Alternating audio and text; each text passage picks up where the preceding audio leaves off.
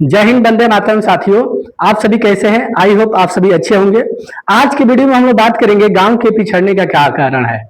आखिर क्या कारण है गांव दिन पर दिन पिछड़ता जा रहा है? आखिर लड़के पढ़ लिख करके गांव से क्यों पलायन हो रहे हैं? गांव में आखिर रोजगार क्यों नहीं है? सड़क सुविधा व्यवस्था यहाँ पर क्यों नहीं है? यहाँ स्वास्थ्य की व्यवस्था क्यों नहीं है? अच्छे डॉक्टर्स गांव में क्यों नहीं होते हैं? आखिर क्या कारण है कि यहाँ की सड़कें खराब होती है, जल की व्यवस्था अच्छी नहीं होती है? इन सब कारणों पर आज बात करेंगे। तो सो गाइज, यदि आप वीडियो में पहली बार है तो इस चैनल को सब्सक्राइब कर लीजिएगा। आइए एक एक वीडियो पर एक एक टॉपिक पर हम बात करते हैं। देखिए, शिक्षा की कमी। देखिए, गांव में क्या होता है कि अच्छी शिक्षा की सुविधाएं नहीं होती है। यहाँ पर ना तो अच्छे कॉलेज होते हैं ना अच्छे स्कूल्स होते हैं। होते भी है तो गांव से बहुत दूर शहरों में स्कूल, अच्छे स्कूल्स होते हैं जहाँ पर टीचर्स का बहुत दिक्कतें होती है। गांव में तो इतनी बुरी हालत है कि सरकारी स्कूल में तो अच्छे से पढ़ाई तक भी नहीं होती है। सरकारी स्कूल में लोग पढ़ाने से डर जाते हैं कि वहां पर मेरे बच्चों का भविष्य बिगड़ जाएगा। अब कल्पना करिए, इतना पढ़े लिखे टीचरों पर भी आज के लोगों को विश्वास नहीं है, तो कह सकते हैं कि गांव में शिक्षा का बहुत अभाव है। इसलिए गांव के लोगों को अपने बच्चों को शहर में भेजना पड़ता है और प्राइवेट स्कूल में पढ़ाना पड़ता है, तब जाकर के बच्चे यहाँ के शिक्षित हो पाते हैं। और इसके लिए यहाँ के गांव के लोगों को बहुत सारा पैसा चुकाना पड़ता है, मोटी मोटी रकम प्राइवेट स्कूल वालों को देना पड़ता है, तब जाकर गांव वाले को शिक्षा मिल पाता है। इस शिक्षा पाने के लिए गांव वालों को कई कठिनाइयों का सामना करना पड़ता है। कई परिवार के लोग यहाँ से बहुत दूर, हजारों किलोमीटर दूर जाकर के अपने बच्चों को पढ़ाने के लिए काम करते हैं, 12-12 घंटा काम करते हैं। कई लोग तो 14 घंटा भी ओटी भी करते हैं, तब जाके परिवार का भरण पोषण कर पाते हैं। अगला कारण है स्वास्थ्य की कमी। अब देखिए, गांव में क्या होता है, गांव में अच्छे डॉक्टर्स तो दूर की बात है, हॉस्पिटल भी नहीं होता है। हॉस्पिटल भी होता है तो अब सिर्फ भैंस चलती है और बकरियां चलती है और ताला हमेशा लग रहता है, और यहाँ तक कि वहाँ के जो दीवारें हैं उस पर दीमक लगे हुए होते हैं। अब यहाँ तक कि ये कहिए कि यहाँ की गाँव की स्वास्थ्य सुविधा इतनी खराब होती है कि पूछिए मत। ये जो अच्छे अच्छे डॉक्टर्स होते हैं वो शहरों में चले जाते हैं, यहाँ पर अच्छे सुविधाएं नहीं मिल पाती है।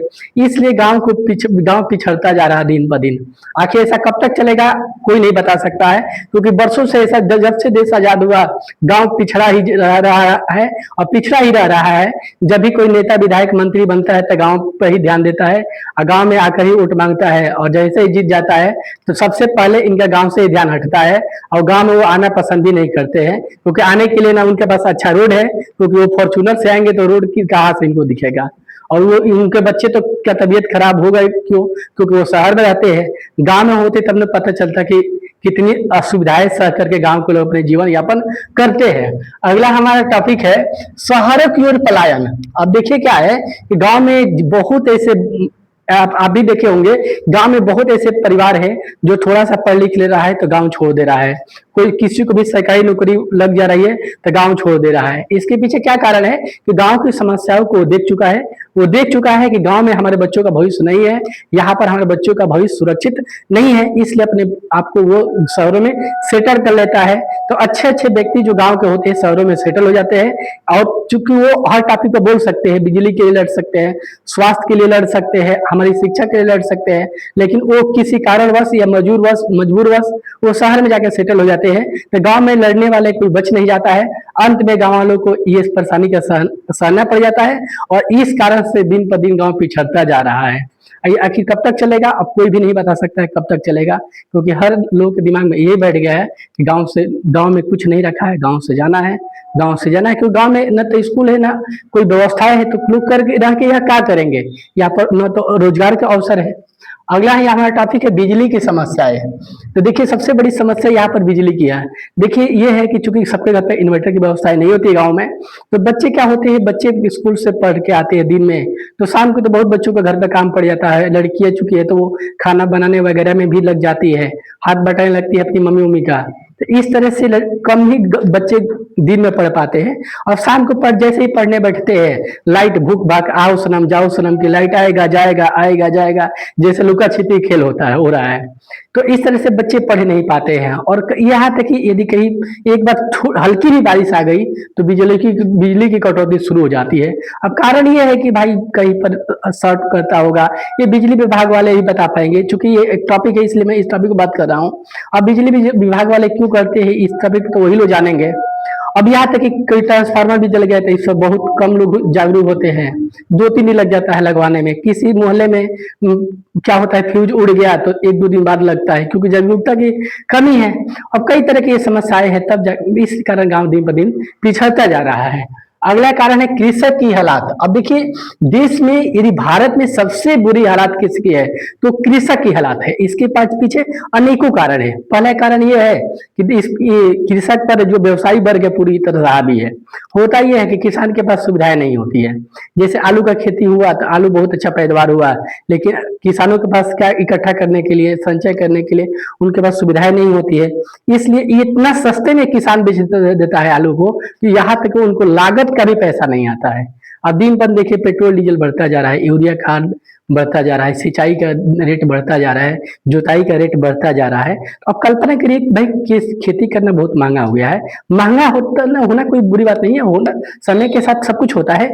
लेकिन भाई, किसान इतना पैसा लगा रहा है तो उनका फसल को तो उचित दाम पर बिकना चाहिए। लेकिन समस्या वही है कि उचित दाम मिल नहीं पाता है, लोग सस्ते में अपने अनाज को मजबूरी में बेच देते हैं। इस कारण से दूसरी है कि प्राकृतिक आपदा है, बाढ़ आती है, बाढ़ आ गई, किसान की फसल बर्बाद हो गया। अब कि इसके लिए किसान लोन लेता है तो लोन माफ कैसे, भाई वो कर्जा कैसे चुकाएगा। बहुत ऐसे किसान लोग हैं जो लगान पर खेत बोते हैं, भाई सरकार कहती है कि यहाँ पे माफ कर देंगे।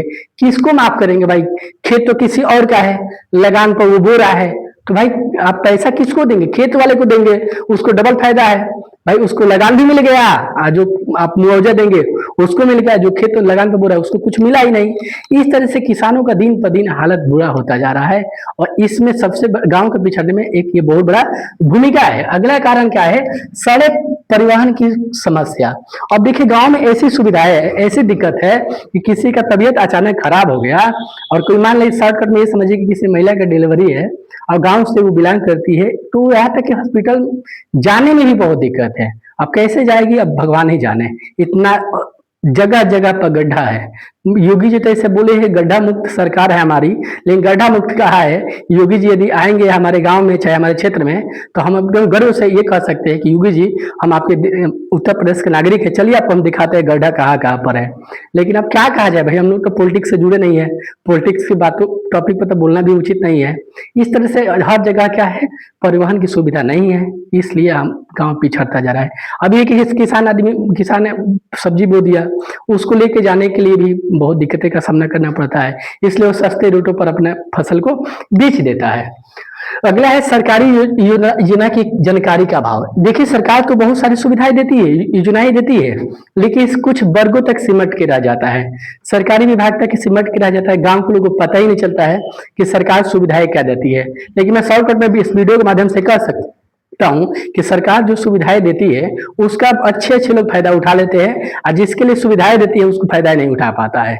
ये समझिए कि जैसे बैंक लोन देता है गरीब लोगों को, तो गरीब को नहीं, वो धनी लोगों को मिल जा रहा है। धनी लोग अपने दिमाग लगा लगा के 3-5 करके उठा ले रहे हैं, गरीब तक पहुंच ही नहीं पा रहा है। हर धनी आदमी सरकार से फायदा लेने के लिए, गरीब बनने के लिए तैयार है। तो इसके बारे में ज्यादा बोलना ही उचित नहीं है। ये गांव के पिछड़ने का कारण पर हमारा टॉपिक है, इसलिए ये सब गांव पिछड़ने का ये सब वजह है। अगला हमारा सबसे मुख्य टॉपिक है रोजगार का कमी। अब देखिए, ये है ना कि भाई हम ही है, हम टीचर है, पढ़ाते हैं, बच्चे पढ़ रहे हैं, लड़कियां पढ़ रही है, सब बच्चे यहाँ से पढ़ रहे हैं कि भाई पढ़ ले तो भाई ये कुछ रोजगार मिलना चाहिए, आपकी योग्यता के हिसाब से कुछ आपके पास होना चाहिए। नहीं मिलेगा तो मजबूर होकर बाहर जाएंगे। अब बाहर जाएंगे तो भाई आपको मजबूरी में है, अब जो मिलेगा करना पड़ेगा, क्योंकि वहां पर आप चुनाव नहीं कर पाओगे कि भाई हम ये नहीं करेंगे वो नहीं करेंगे। आप मजबूरी में गए हो भाई, भाड़े पर रहते हो, रूम का भाड़ा देना है, खाना खाते हो, तरह तरह की व्यवस्था है, तो भाई कमाओगे तभी देना पड़ेगा। हम हई काम नहीं करेंगे, हऊ काम करने के लिए वहां पर कर ही नहीं पाएंगे, क्योंकि गांव में रोजगार कैसे बोलते हैं, आपके घर में ही इज्जत ना हो तो बाहर क्या इज्जत मिलेगा। गांव में रोजगार ही नहीं तो बाहर कुछ ना कुछ तो करना ही पड़ेगा। ये सब टॉपिक है जिस कारण से गाँव पिछड़ता जा रहा है।